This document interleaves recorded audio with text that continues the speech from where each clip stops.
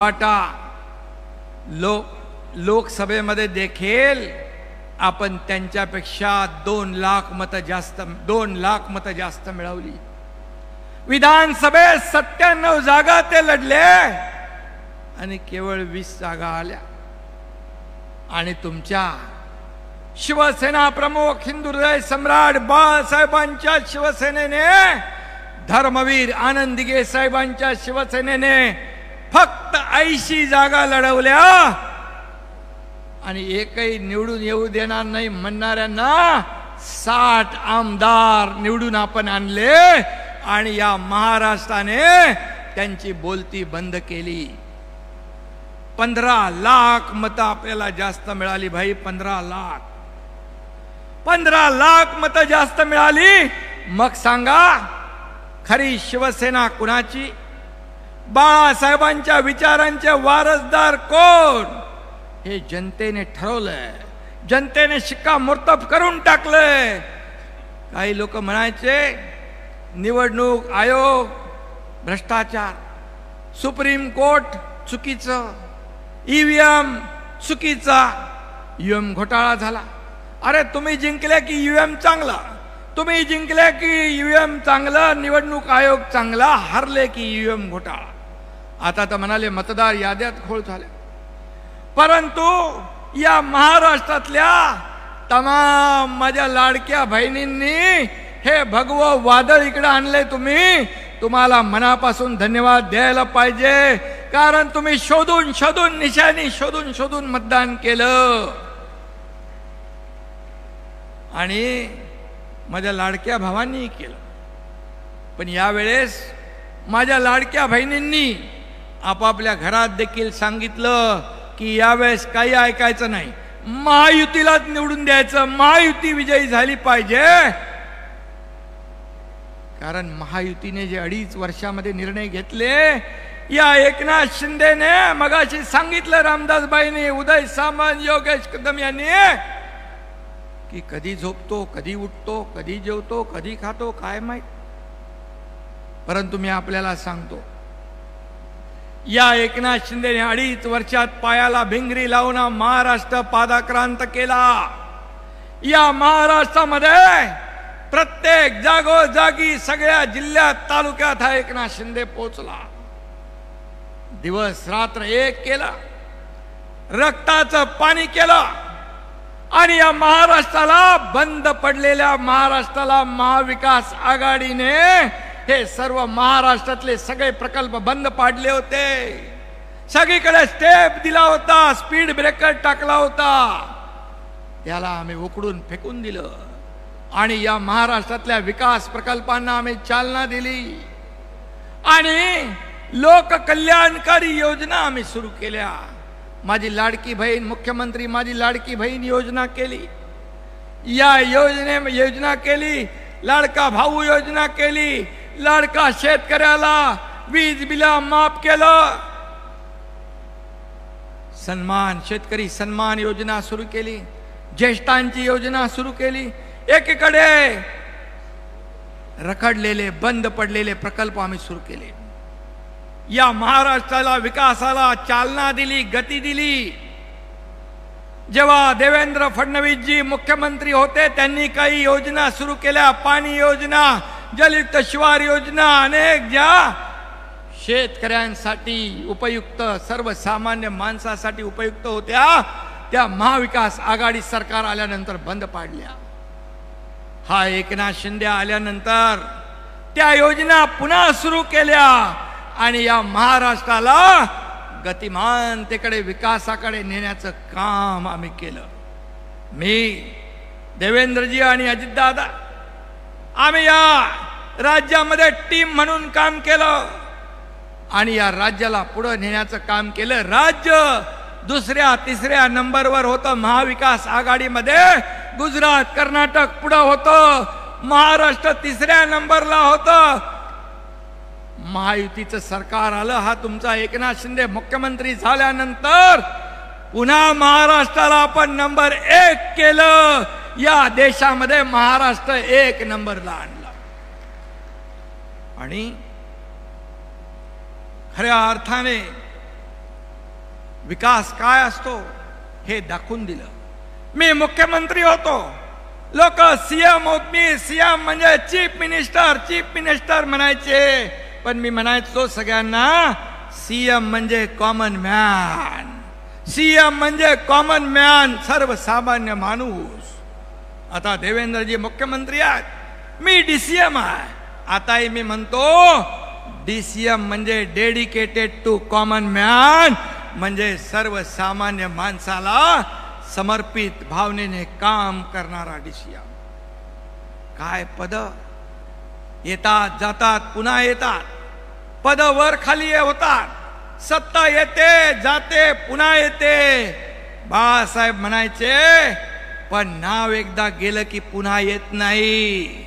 आणि म्हणून हा एकनाथ शिंदे, तुम्हाला मी एकच सांगतो की पद वर खाली होतात, परंतु या एकनाथ शिंदेला महाराष्ट्रामध्ये माझ्या लाडक्या करोडो लाडक्या बहिणींचा लाडका भाऊ ही नवीन ओळख मिळाली. ही सगळ्या पदांपेक्षा मोठी आहे, सगळ्या पदांपेक्षा याचा मान मोठा आहे, याचं मला समाधान आणि आनंद आहे. आणि म्हणून या महाराष्ट्रासाठी, या राज्याच्या विकासासाठी, या एकनाथ शिंदेच्या शरीरातला रक्ताचा शेवटचा थेंब असेपर्यंत या महाराष्ट्राला समर्पित असं काम एकनाथ शिंदे करेल, ही ग्वाही आपल्याला मी या ठिकाणी द्यायला आलोय, ग्वाही आपल्याला द्यायला आलोय. आणि म्हणून आज मी एवढंच सांगतो, रत्नागिरीमध्ये या कोकणामध्ये शिवसेना वाढवण्यामध्ये रामदासबाई इकडे आहेत, इकडे रामदासबाई इकडे आहेत. ते जेव्हा मंत्री होते तेव्हाही ती मंत्रिमंडळात म्हणायचे कोयनेचं पाणी, वाहून जाणारं पावसाचं पाणी, समुद्राला जाणारं पाणी थांबवलं पाहिजे. मी बाईंना अभिमानाने सांगतो, मी मुख्यमंत्री झाल्यानंतर या ठिकाणी त्याच्या मागे लागून 67 टीएमसी पाणी हे आपल्या कोकणामध्ये थांबलं पाहिजे, यासाठी काम आता सुरू झालंय आणि त्याचा मला आनंद आहे, समाधान आहे. रत्नागिरी जिल्ह्यासाठी या ठिकाणी देखील या संपूर्ण कोकणामध्ये सिंधुदुर्ग, रत्नागिरी, रायगड या संपूर्ण भागात छोटे छोटे पाण्याचे बंधारे होतील, छोटी धरणं होतील. या ठिकाणी आम्ही कोकण विकास प्राधिकरण तयार केलंय, त्याच्यामध्ये MIDC ला घेतलंय, त्याच्यामध्ये MMRD ला घेतलंय, त्याच्यामध्ये सिडकोला घेतलंय.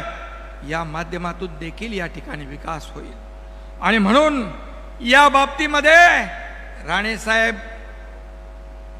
आज आपल्या महायुतीत आहेत. निलेश इकडे बसलाय, मगाशी कोणीतरी सांगितलं राणे साहेब, रामदासबाईच म्हणाले, राणे साहेबांना सगळ्यात जास्ती माहिती आहे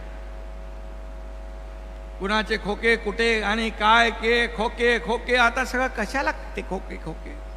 अरे तुम्हाला या महाराष्ट्रातल्या जनतेने खोक्यामध्ये बंद करून टाकलं, आता तरी सोडा.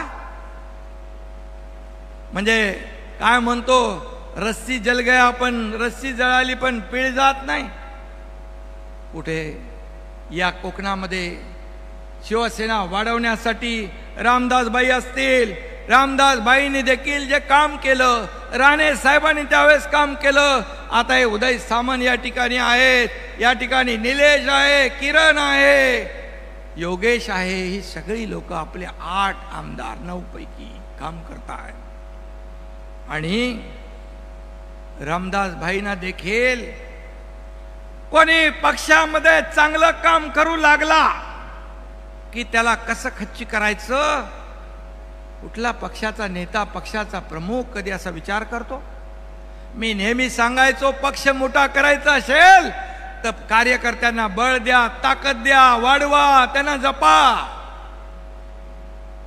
परंतु रामदासबाईंनी तो अनुभव घेतलाय, राणे साहेबांनी अनुभव घेतलाय, आणखी कोणी कोणी घेतलाय आणि मी घेतलाय. आणि म्हणून हा शिवसेना पक्ष हा कार्यकर्त्यांचा पक्ष आहे, बाळासाहेबांच्या विचारांचा पक्ष आहे, धर्मवीर आनंद दिघे साहेबांच्या शिकवणीतून निर्माण झालेला या ठिकाणी पक्ष आहे. आणि म्हणून इथं कार्यकर्ता सगळे कार्यकर्ते, कोणी मालक नाही, नोकर नाही. मी आपल्याला एवढंच सांगतो, खासदार डॉक्टर श्रीकांत शिंदे कोल्हापूरच्या आपल्या शिबिरात म्हणाले की हा पक्ष कार्यकर्त्यांचा है, राजा का बेटा राजा नहीं बनेगा, जो काम करेगा वही राजा बनेगा. हा असा पक्ष आहे आपला, जो काम करेल. उदय सामंत इकडे आहेत साक्षीदार, या मंत्रिमंडळात देखील ते काम करतात. आज उद्योग खात्याच्या माध्यमातून आज या राज्यामध्ये उद्योग येतात. दाओस मध्ये मुख्यमंत्री देवेंद्रजींच्या सोबत ते गेले. किती लाखाचे किती तुम्ही केले? 16 लाख कोटी रुपयाचे करार केले. 16 लाख कोटी. मला अभिमान आहे, उद्योग मंत्र्याचाही आहे आणि मुख्यमंत्र्याचाही आहे. मी जेव्हा गेलो त्यावेळेस 7.5 लाख कोटी सुरुवात होती आपली, 7.5 लाख कोटीचं. आणि उदयजी आपण किती अंमलबजावणी केली? किती टक्के? 85%. नुसते करार कागदावर नाही तर त्याची अंमलबजावणी केली. 85% अंमलबजावणी करणारं आपलं सरकार आहे. आणि म्हणून त्यावेळेस म्हणायचे कोण? Eknath Shinde. Who is Eknath Shinde? Who is Ramdas Kadam? आम्ही दाखवलं आम्ही कोण आहोत ते. आम्हाला हलक्यात घेऊ नका, हलक्यात घेऊ नका. आम्ही कार्यकर्ते म्हणून काम करणारे, न्याय देणारे लोक आहोत. आणि म्हणून इथं दाढीवाल्यांना हलक्यात घेऊ नका. इथं दाढीवाल्यांची मेजॉरिटी जास्ती दिसते. इथं मलाही आहे, रामदासबाईला आहे, इकडे उदय सामंत आहे, इथे योगेशला पण थोडी आहे, इकडे याला पण आहे, निलेश. म्हणजे मेजॉरिटी आहे. आणि म्हणून मी आपल्याला एवढंच सांगतो की किती तुम्ही शिव्या देणार, किती शिव्या शाप देणार, किती आरोप करणार. अरे माझा सत्कार झाला, महापराक्रमी महादजी शिंदे यांच्या नावाचा गौरव, राष्ट्र गौरव पुरस्कार तुमच्या एकनाथ शिंदेला मिळाला. याचा अभिमान तमाम महाराष्ट्राला. एका मराठी माणसाच्या हस्ते मराठी माणसाचा सत्कार झाला दिल्लीमध्ये. तिथे महादजी शिंदे यांचे वंशज केंद्रीय मंत्री ज्योतिरादित्य शिंदे यांची मजल कुठे गेली? एकनाथ शिंदेला ठीक आहे तुम्ही शिव्या द्या, आरोप करा, अपमान करा, परंतु महादजी शिंदे यांचा अपमान आपण करताय, साहित्यिकांना दलाल आपण म्हणताय. आणि ज्यांनी तुम्हाला एकेकाळी मुख्यमंत्री केलं त्यांचाही अपमान आपण करताय. काय जनाची नाही तर मनाची तरी ठेवा. आणि म्हणून मी तर तुम्हाला दिवसा रात्री स्वप्नात कधी एकनाथ शिंदे दिसत असे. मोगलांच्या काळात संताजी धनाजी जसा मोगलांच्या घोड्याला दिसायचा तसा एकनाथ शिंदे तुम्हाला पाण्यात बघताय. पण मला किती आरोप करा, किती शिव्या द्या, परंतु एकनाथ शिंदेच्या मागे माझ्या लाडक्या बहिणी, लाडके भाऊ, लाडके शेतकरी आहेत. तोपर्यंत मला कसली चिंता नाही, कसली चिंता नाही. आणि कुठलंही मी कुणालाही घाबरत नाही. तुम्ही 2-2.5 वर्षापूर्वी पाहिलं, 2-2.5 वर्षापूर्वी पाहिलं, या राज्याने नाही, देशाने नाही, जगातल्या 32 देशांनी त्याची नोंद घेतली. आज इथं आपले सुभाष बने आले, त्याचबरोबर जाधव आले, बाळासाहेब जाधव आणि महाडिक आले, बरोबर. त्यांचं मगाशीच मी स्वागत केलंय.